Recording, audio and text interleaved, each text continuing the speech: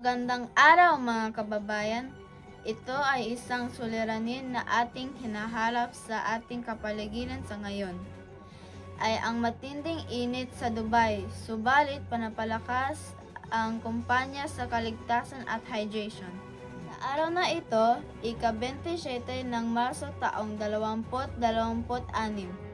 Sa mga susunod na araw ay makakaranas tayo ng matinding init na umaabot hanggang sa temperatura na 50 degrees Celsius. Gayunpaman, ang gobyerno ay pinapalakas ang kampanya para sa kaligtasan ng buong sambayanan.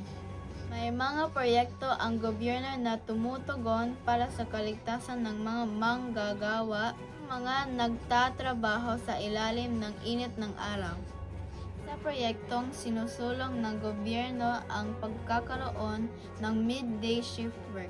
Magsisimula sa alas 12 ng tanghali hanggang alas 3 ng hapon. Naaalahanan ng pamahalaan ng mga mamamayan na magiging maingat sa mga panahon ngayon. Dahil ang matinding init ay makakaapekto sa ating kalusugan. Halimbawa nito ay ang pagka-stroke.